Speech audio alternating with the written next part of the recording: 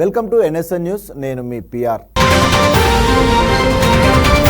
CM Revanth Reddy, BRS నేత KTR BJP అధికార ప్రతినిధులుగా తయారయ్యారని కేంద్ర మంత్రి కిషన్ రెడ్డి ఎద్దేవా చేశారు. బీఆర్ఎస్ పార్టీ బీజేపీలో విలీనం ఎట్టి పరిస్థితుల్లో జరగదని స్పష్టం చేశారు. కాంగ్రెస్, బీఆర్ఎస్ పార్టీ నాయకులపై నిప్పులు చెరిగారు. హైదరాబాద్ నగరంలో నిర్వహించిన బీజేపీ సభ్యత్వ నమోదు కార్యశాలలో ముఖ్య అతిథిగా కిషన్ రెడ్డి పాల్గొన్నారు. ఈ సందర్భంగా ఆయన మాట్లాడారు. గత 10 ఏళ్ల బీఆర్ఎస్ పాలనలాగే నేటి కాంగ్రెస్ పాలన సాగుతుందని కిషన్ రెడ్డి దుయ్యబట్టారు. అధికారంలోకి రావడానికి అడ్డగోలు హామీలు ఇచ్చి నేడు వాటి అమలులో ఘోరంగా విఫలమయ్యారని ఆయన విమర్శించారు. హామీల అమలుపై కాంగ్రెస్ ప్రభుత్వాన్ని అడుగడుగున నిలదీయాలని రాష్ట్ర బీజేపీ నేతలకు పిలుపునిచ్చారు. కాగా సెప్టెంబర్లో జమ్మూ కాశ్మీర్లో 3 దశల్లో పోలింగ్ జరుగుతుందని పేర్కొన్నారు. జిన్నా రాజ్యాంగాన్ని 370 ఆర్టికల్ తొలగించి అంబేద్కర్ రాజ్యాంగాన్ని తీసుకువచ్చామన్నారు. కాంగ్రెస్ పార్టీ మిత్రపక్షం జమ్మూ కాశ్మీర్లో అధికారంలోకి వస్తే మళ్లీ 370 ఆర్టికల్ను తీసుకువస్తుందని ఆరోపించారు కిషన్ రెడ్డి. బీజేపీ తీసుకువచ్చిన చట్టాలను రద్దు చేస్తామని ఆ పార్టీ చెబుతుందని మండిపడ్డారు.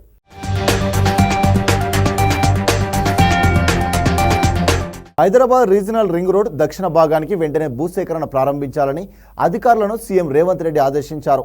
భవిష్యత్ అవసరాలకు అనుగుణంగా ఆర్ఆర్ఆర్ నిర్మాణం ఉండాలన్నారు. ఏదైనా సమస్యలు ఉంటే కేంద్ర ప్రభుత్వంతో మాట్లాడాలని అధికారులకు సూచించారు.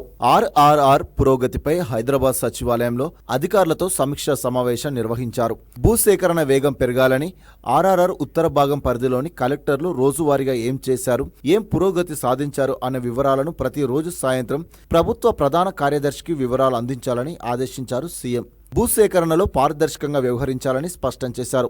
సిఎస్ శాంతికుమారితో పాటు మౌలిక వసతులు, ప్రాజెక్టుల సలహాదారు శ్రీనివాసరాజు, సీఎం ఓఎస్డీ షానవాజ్ కసిం, ఆయా జిల్లాల కలెక్టర్లు, రోడ్లు భవనాల శాఖ ఉన్నతాధికారులతో ప్రత్యేకంగా వాట్సాప్ గ్రూప్ క్రియేట్ చేయాలని చెప్పారు. ఎప్పటికప్పుడు పనుల పురోగతిని ఆ గ్రూపులో అప్డేట్ చేయాలని సీఎం రేవంత్ రెడ్డి స్పష్టం చేశారు.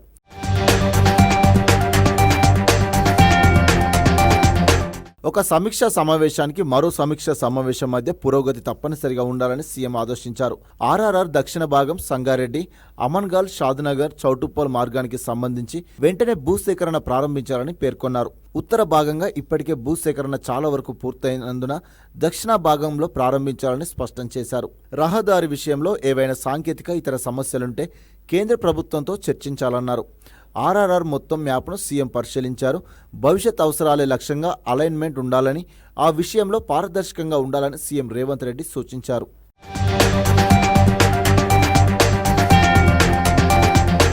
రాజకీయాలంటే తమ ప్రభుత్వానికి రహదారుల నిర్మాణమేనని మంత్రి కోమటిరెడ్డి వెంకటరెడ్డి పేర్కొన్నారు.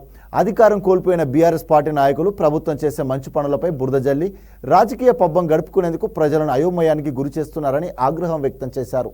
హైదరాబాద్ సచివాలయంలోని తన ఛాంబర్లో మీడియాతో సమావేశం నిర్వహించారు. ఈ సందర్భంగా ఆయన మాట్లాడుతూ పలు జాతీయ, రాష్ట్ర రహదారుల నిర్మాణ స్థితిగతులపై సంభాషణలు జరిపారు. ప్రభుత్వం ప్రతిష్టాత్మకంగా భావిస్తున్న రీజనల్ రింగ్ రోడ్ ఉత్తర భాగానికి సంబంధించిన భూసేకరణ దాదాపు పూర్తయిందని, మిగిలిన కాస్త భూసేకరణ వచ్చే నెల 15 నాటికి పూర్తి చేసి కేంద్రానికి పంపిస్తామని చెప్పారు. ఆ వెంటనే టెండర్లకు నోటిఫికేషన్ వస్తుందని ఆయన చెప్పారు. ఆయన తొలి ప్రాధాన్యం రహదారులను అభివృద్ధి చేయడమేనని ఆయన అన్నారు. ప్రజల జీవన ప్రమాణాలను పెంచే రోడ్లను బాగు చేస్తే రాష్ట్రం అభివృద్ధి బాట పడుతుందని తెలిపారు. రైతులకు ఎలాంటి నష్టం లేకుండా నష్టపరిహారం చెల్లించేందుకు ప్రభుత్వం ముందుకు సాగుతుందని మంత్రి తెలిపారు. ఇది దక్షిణ భాగానికి సంబంధించి భూసేకరణను ప్రారంభించాలని అధికారులను ఆదేశించామన్నారు. భూసేకరణలో ఎలాంటి ఇబ్బందులు లేకుండా పారదర్శకంగా వ్యవహరించాలని ప్రభుత్వం నిర్ణయించినట్టు ఆయన తెలిపారు.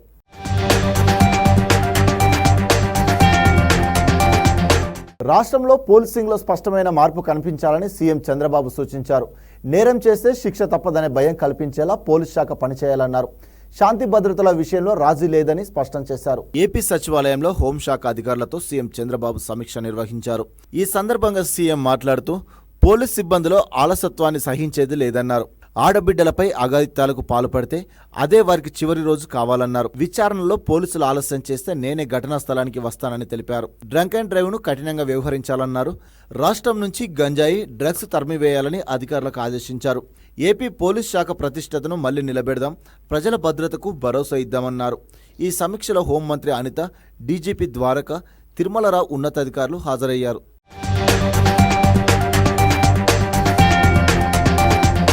రుణమాఫీ పేరుతో కాంగ్రెస్ ప్రభుత్వం రైతులకు టోపీ పెట్టిందని బీఆర్ఎస్ వర్కింగ్ ప్రెసిడెంట్ కేటీఆర్ విమర్శించారు. సర్కార్ చీటింగ్పై మా ఫైటింగ్ ఎప్పటికీ ఆగదన్నారు. రైతులను మోసం చేసిన సర్కార్పై చీటింగ్ కేసు పెట్టాలని, రైతులకు బేషరతుగా రేవంత్ రెడ్డి క్షమాపణ చెప్పాలని కేటీఆర్ డిమాండ్ చేశారు. హైదరాబాద్ తెలంగాణ భవన్లో నిర్వహించిన మీడియా సమావేశంలో కేటీఆర్ మాట్లాడుతూ అధికారంలోకి వచ్చిన రోజే 2 లక్షల రుణమాఫీ అంటూ రేవంత్ రెడ్డి ప్రగల్భాలు పలికారన్నారు. ఎలాంటి షరతులు లేకుండా రైతులకు ఇచ్చిన హామీ మేరకు 2 లక్షల రుణమాఫీ చేసేంత రైతు ద్రోహి ప్రభుత్వాన్ని వదిలిపెట్టబోమని తేల్చి చెప్పారు. రైతులకు మద్దతుగా రాష్ట్రంలోని అన్ని మండల కేంద్రాల్లో ఇవాళ బీఆర్ఎస్ ఆధ్వర్యంలో నిరసన దీక్షలు, ధర్నాలు చేపట్టనున్నట్టు తెలిపారు. ఆయా నియోజకవర్గాల ఎమ్మెల్యేలు, పార్టీ ఎమ్మెల్యేలు లేని చోట్ల బీఆర్ఎస్ నేతలు నిరసన కార్యక్రమాలను పర్యవేక్షిస్తారని వెల్లడించారు. కానీ కొన్ని పత్రికలు రుణమాఫీ పూర్తిగా కాలేదని వార్తలు రాశాయన్నారు. ఎక్కడికక్కడ తెలంగాణ వ్యాప్తంగా మాఫీ కాని రైతులు ఆందోళన చేస్తున్నారన్నారు. రైతులకు రుణమాఫీ చేశామని ప్రభుత్వం చెప్పుకున్నదని, కానీ జరిగింది మోసమన్నారు.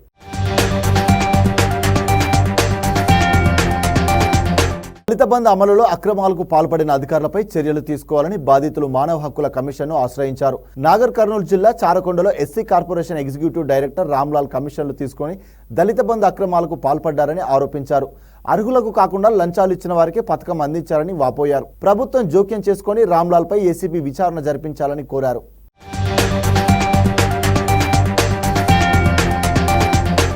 తెలంగాణ ప్రభుత్వంలో ఏ దళిత బంధు అని స్కీమ్ పెట్టిండ్రో ఉన్నోళ్ళందరూ అప్లై చేసిరు. వచ్చిన వాళ్ళ దాంట్లో ప్రతి ఒక్క దాంట్లో కమిషన్స్. ఆ కమిషన్స్ వల్లనే ఆయన మొత్తం ఫ్యామిలీ ఒక 10 తరాలు కూర్చొని తినేంత ఆస్తి సంపాదించుకున్నాడు ఆయన. సో ఇవన్నిటికీ విచారణ జరిపించాలనేసి ఏసీబీని కోరుతున్నాం. అవసరమైతే ఎంత దూరమైనా పోవడానికి మేము రెడీ ఉన్నాం. ఆయనకి మరి 10 సంవత్సరాలలో ఇన్ని 100 కోట్ల ఆస్తులు ఎక్కడ వచ్చినాయి, ఎక్కడ ఫంక్షన్ హాల్స్ ఉన్నాయి, ఎక్కడ పెట్రోల్ బంకులు ఉన్నాయి, ఇవన్నిటికీ విచారణ ఏసీబీ విచారణ జరిపించాలని కోరుకుంటున్నాము. పర్యాటక రంగానికి ప్రభుత్వం అధిక ప్రాధాన్యత కల్పిస్తుందని మంత్రి జూపల్లి కృష్ణారావు పేర్కొన్నారు. ఆసియాలోనే అత్యంత ప్రాముఖ్యత కలిగిన పాలమూరు పిల్లల మరి వృక్షాన్ని పర్యాటకంగా సందర్శకులకు అందుబాటులోకి తీసుకొచ్చారు.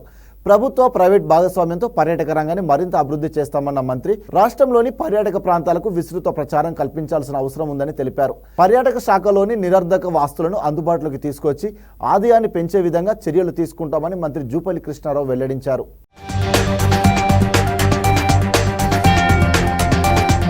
మిడిల్ ఈస్ట్ దేశాలు తీసుకుంటే అక్కడ ఇసుక తిన్నలు తప్ప ఏమీ లేదు. వాళ్ళ మొత్తం ఆదాయం మొత్తం పర్యాటక రంగం నుంచే వస్తూ ఉంది. అక్కడ జీవన ప్రమాణాలు కూడా ప్రపంచంలో అత్యున్నత స్థాయిలో ఆ దేశాల యొక్క ప్రజల యొక్క జీవన ప్రమాణాలు ఉన్నాయి. మరి ఏమీ లేనటువంటి అటువంటి దేశాల్లో ఆ స్థాయిలో టూరిస్ట్ అట్రాక్ట్ చేయగలిగినప్పుడు మరి అన్ని ఉన్నటువంటి మన దేశంలో కానీ మరి ముఖ్యంగా మన రాష్ట్రంలో ఈ టూరిజం ప్రాంతాలు ఎన్నో ఉన్నాయి. చారిత్రక కట్టడాలు వందల వేల సంవత్సరాల నుంచి పూర్వీకుల నుంచి కూడా ఆది మానవుల దశ నుంచి కూడా ఎన్నో అద్భుతాలు మనం చూస్తూ ఉన్నాం. ఈ రోజున మనం కొత్తగా కట్టాల్సిన అవసరం, తయారు చేయాల్సిన అవసరం లేదు. చెయ్యాల్సిందంతా ప్రపంచానికి చెప్పాల్సిన అవసరం ఉంది, చాటు చెప్పాల్సిన అవసరం ఉంది. ఎట్లయితే ఒక ఫ్యాక్టరీలో ఒక వస్తువు మార్కెట్ కావాలంటే ఎట్లయితే మార్కెటింగ్ చేస్తారో మన టూరిజాన్ని మార్కెట్ చేయాల్సిన అవసరం ఉంది. కాంగ్రెస్ లో బీఆర్ఎస్ విలీనం కాబోతున్నట్టు అభిషేక్ సింఘ్వి నామినేషన్తో స్పష్టమైందని కేంద్ర సహాయ మంత్రి బండి సంజయ్ ఆరోపించారు. అభిషేక్ మను సింగ్ కవిత బెయిల్స్ కోసం సుప్రీంకోర్టులో వాదించినందుకే బీఆర్ఎస్ నామినేషన్ వేయలేదని విమర్శించారు. బీజేపీని బదనం చేసేందుకు 2 పార్టీలు ఢిల్లీలో ఒప్పందం చేసుకున్నాయని బండి సంజయ్ మండిపడ్డారు.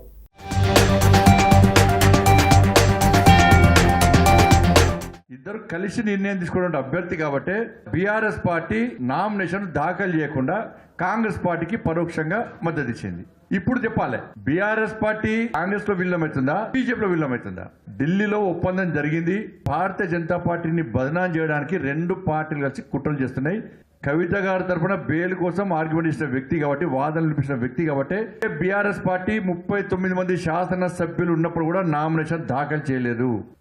6 గ్యారెంటీల మీద ప్రజల దృష్టి మళ్లించడానికి ఇద్దరు కలిసి డ్రామాలు చేశారు. వాళ్ళు ఇద్దరి మధ్య సయోధ్య కుదిరింది, మాట ముచ్చట అయిపోయింది, కళ్యాణం మాత్రమే బాకీ ఉంది. ఇవాళ ఇప్పటి నుంచి కాంగ్రెస్ పార్టీ వాళ్ళు బీఆర్ఎస్ బీజేపీలో విలీనం అవుతుందని మాట్లాడే అర్హత మీకు లేదు.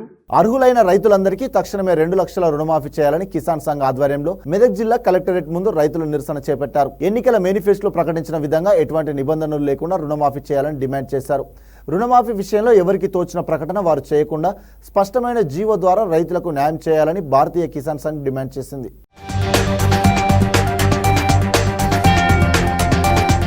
కలెక్టర్ గారిని ముఖ్యమంత్రి గారికి ఈ విషయమై 2 లక్షలు షరతులు లేనటువంటి పద్ధతిలో అందరికీ రుణమాఫీ చేయాలన్నటువంటి కండిషన్ మీద మేము డిమాండ్ చేస్తూ ఉన్నాం. ఈ డిమాండ్ను వాళ్ళకి అందజేయాలని చెప్తా ఉన్నాం. ముఖ్యంగా రైతులు పండించినటువంటి అన్ని పంటలకు లాభంతో కూడినటువంటి ధర కల్పించాలని కూడా మా డిమాండ్ ఉన్నది. అన్ని పంటలు ఎవరైతే వస్తువులను తయారు చేసి ఉత్పత్తి చేసినటువంటి వాళ్ళకి ఏ విధంగా అయితే లాభాలు ఉంటాయో వాళ్ళ లాభాలు కలుసుకొని ఎంఆర్పి డిక్లేర్ చేస్తారో రైతులకు కూడా ఆ విధంగా వాళ్ళ శ్రమ పోను వాళ్ళకు లాభాలు వాళ్ళకు కావాల్సినటువంటి పనిముట్లన్నీ కూడా సబ్సిడీ మీద ఇవ్వాలని చెప్పేసి కూడా డిమాండ్ చేస్తా ఉన్నాం. ముఖ్యమంత్రి చంద్రబాబు ఇంటిపై దాడి కేసులో వైసీపీ మాజీ మంత్రి జోగి రమేష్ విచారణకు సహకరించడం లేదని మంగళగిరి డీఎస్పీ మురళీకృష్ణ చెప్పారు. విచారణకు హాజరైన జోగి రమేష్ పోలీసులు అడిగిన ప్రశ్నలకు తనకు ఏమీ తెలియదని గుర్తులేదని సమాధానం చెప్తున్నారని డీఎస్పీ తెలిపారు. ఈ కేసులో మరోసారి జోగి రమేష్ను విచారించే అవకాశం ఉందన్నారు. విచారణకు గంటన్నర ఆలస్యంగా హాజరైన జోగి రమేష్ అనంతరం ఏం మాట్లాడకుండానే వెళ్లిపోయారు.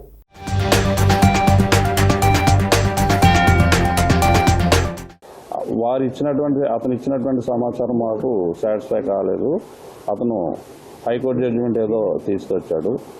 అయితే మేము మాకున్నటువంటి అధికారం ప్రకారం 94 BNSS ఇది కొత్త చట్టం. BNSS ప్రకారం మేము ఏ వ్యక్తినైనా సరే మాకు కావలసినటువంటి డాక్యుమెంట్స్ కానీ ఎలక్ట్రానిక్ డివైస్ను కానీ అడిగే అధికారం పోలీస్ అధికారికి చట్టం కల్పించింది. ఆ చట్ట ప్రకారం కొంత సమాచారాన్ని అతని నుండి మేము అడిగాం, కానీ అతను అది మాకు ఇవ్వలేదు. కాబట్టి అవసరమైతే ఆ కేసు దర్యాప్తు నిమిత్తం అవసరమైతే మరలా పిలిపించడం జరుగుతుంది. రుణమాఫీ కాని రైతులు అధైర్యపడాల్సిన అవసరం లేదని, ప్రతి రైతుకు 2 లక్షల లోపు రుణమాఫీ చేసే ప్రక్రియ ప్రభుత్వం యుద్ధ ప్రతిపాదకన చేపట్టిందని పెద్దపల్లి ఎమ్మెల్యే చింతకుంట విజయ రమణారావు పేర్కొన్నారు. పెద్దపల్లిలో నిర్వహించిన సభలో రైతు రుణమాఫీకి సంబంధించిన వివరాలను వెల్లడించారు. వివిధ సమస్యల కారణంగా కొంతమందికి రుణమాఫీ కాకపోవడంతో ప్రతిపక్షాలు పెద్ద రాద్ధాంతం చేస్తున్నాయన్నారు. బ్యాంకులో సాంకేతిక సమస్యలు, ఆధార్ కార్డు నెంబరు తప్పిదాలు, రేషన్ కార్డు లేని రైతులు, ఇతరత్ర సమస్యలు ఉన్నవారికి మాత్రమే రుణమాఫీ కాలేదన్నారు. ప్రతిపక్ష నేతలు చెప్పే తప్పుడు మాటలు నమ్మొద్దని, ప్రతి రైతుకు 2 లక్షల రుణమాఫీ చేసే బాధ్యత తమదేనని స్పష్టం చేశారు.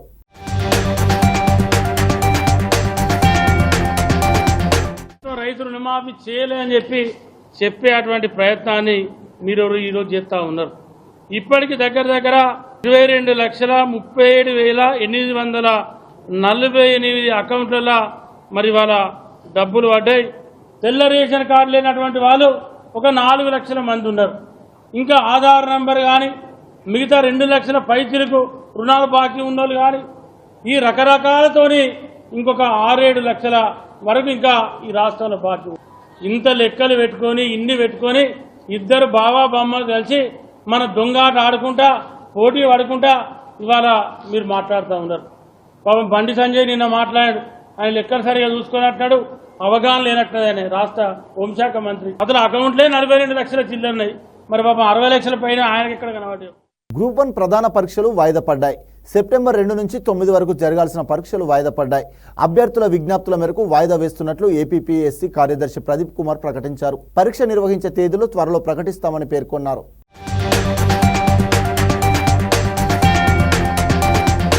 మాదక ద్రవ్యాల నిర్మూలనకు అన్ని శాఖలు సమన్వయంతో పనిచేయాలని జిల్లా కలెక్టర్ మౌను చౌదరి అన్నారు. సిద్దిపేట కలెక్టర్ క్యాంప్ కార్యాలయంలో కలెక్టర్ అధ్యక్షతన మాదక ద్రవ్యాల నియంత్రణ జిల్లా స్థాయి కమిటీ సమావేశం నిర్వహించారు. ఈ సందర్భంగా సిపి అనురాధ మాట్లాడుతూ జిల్లాలో ఈ సంవత్సరం ఇప్పటి వరకు 28 గంజాయి కేసులను నమోదు చేయడం జరిగిందన్నారు. సిద్దిపేట 1 టౌన్, గజ్వెల్, ములుగు మరియు గౌరారం పోలీస్ స్టేషన్ పరిధిలో కేసులు నమోదవుతున్నాయని అన్నారు. ముఖ్యంగా బీహార్, ఉత్తరప్రదేశ్ తదితర రాష్ట్రాల నుండి వచ్చే కూలీల ద్వారా 2-3 కిలోల స్థాయిలో గంజాయిని తీసుకువచ్చి ఇక్కడి లేబర్లకు ఇస్తున్నారని అన్నారు. డ్రగ్స్ నిర్మూలనలో సంబంధిత శాఖల సపోర్ట్ అవసరమని అన్నారు. అనంతరం జిల్లా కలెక్టర్ మాట్లాడుతూ మాదక ద్రవ్యాల ప్రభావానికి జిల్లా ప్రజలు దూరంగా ఉండేలా పోలీస్, విద్య, వైద్య, ఆరోగ్య, ఎక్సైజ్, వ్యవసాయ నియంత్రణ, అటవీ శాఖ అధికారులు సమన్వయంతో పనిచేయాలని అన్నారు. జిల్లాలోని అన్ని ప్రభుత్వ, ప్రైవేటు పాఠశాలలు, కళాశాలల్లో వెంటనే యాంటీ డ్రగ్స్ కమిటీలను ఏర్పాటు చేసి మాదక ద్రవ్యాలు తీసుకోవడం వల్ల జరిగే అనర్థాలను విద్యార్థులకు వివరించాలని సూచించారు.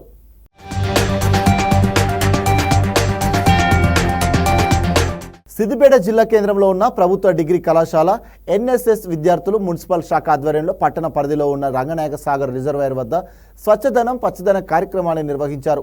అక్కడ ఉన్న పరిసర ప్రాంతాలను శుభ్రపరిచారు. బతుకమ్మ మెట్ల వద్ద ఉన్న చెత్తను పర్యాటకులు పడవేసిన పర్యాటకులు పడివేసిన ప్లాస్టిక్ కవర్లను తీసివేశారు. ఈ సందర్భంగా సిద్దిపేట మున్సిపల్ శానిటరీ ఇన్స్పెక్టర్ వనిత మాట్లాడుతూ ప్రతి ఒక్కరూ చెట్లను నాటాలన్నారు.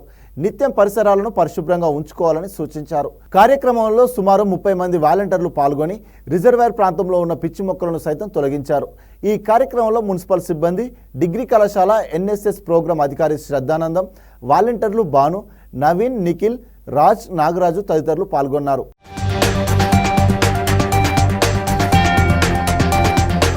ప్రజలకు నమస్కారములు. మన సిద్దిపేట స్వచ్ఛదనంలో మరియు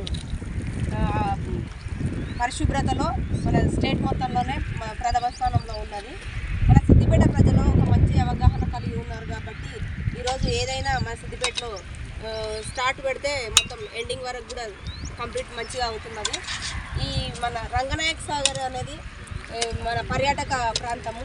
ఈ పర్యాటక ప్రాంతానికి ఎంతోమంది పర్యాటకులు వస్తున్నారు, పోతున్నారు.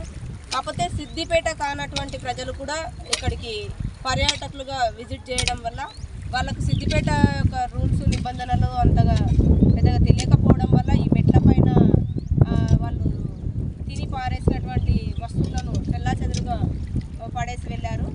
ఇటువంటిది మన గవర్నమెంట్ డిగ్రీ కాలేజ్ సార్ వాళ్ళు ప్రతిరోజు ఇక్కడికి రావడం వల్ల వాళ్ళకు కూడా ఒక అవేర్నెస్ వచ్చింది. ఏంటి అంటే సిద్దిపేట చాలా నీట్గా ఉంటుంది, ఇక్కడ మాత్రమే అపరిశుభ్రంగా ఉంది అనేసి వాళ్ళ గవర్నమెంట్ యూనిట్ ఉంది ఎన్ఎస్ఎస్. ఈ ఎన్ఎస్ఎస్ టీం మన శ్రద్ధానంద్ సార్ గారు చాలా ఇంట్రెస్ట్ తీసుకొని మరి వాళ్ళ టీమ్ 2 పిల్లలని ఇక్కడికి ఈరోజు ఉదయం 6 గంటల నుంచి ఇప్పటి వరకు కూడా క్లీనింగ్ చేయించడం జరిగింది. అనుకోకుండా ఏమైంది అంటే 98 మరియు 99 10th class batch Parupalli school అన్నయ్య వాళ్ళు కూడా ఇక్కడికి వచ్చి ఇదంతా క్లీనింగ్ చేయడం జరిగింది. అంటే ఇక్కడ సైడ్ మేము చేస్తూ ఉంటుంటే వాళ్ళు అటు సైడ్ చేశారు. అంటే అన్ఎక్స్పెక్టెడ్గా ఇదంతా జరిగిపోయింది. ఇక్కడికి చాలామంది కూడా గవర్నమెంట్ అఫీషియల్స్ కూడా రావడం జరిగింది. వల్ల వాళ్ళు కూడా ఇందులో ఎన్ఎస్ఎస్ యూనిట్లో భాగంగానే వాళ్ళు కూడా స్వచ్ఛదనం, పచ్చదనం మొత్తం క్లీన్ అండ్ గ్రీన్ చేసేసి ఇందాకనే వెళ్ళడం జరిగింది. కాబట్టి సిద్దిపేటను అందరూ కూడా ఆరోగ్య సిద్దిపేట, స్వచ్ఛ సిద్దిపేటలో భాగస్వాములై జాగ్రత్తగా ఉంచాలని కోరుకుంటున్నాను. ఇంతటితో ఈ వార్తలు సమాప్తం. మరిన్ని వార్తలతో మళ్ళీ కలుద్దాం. అంతవరకు చూస్తూనే ఉండండి మన NSN న్యూస్.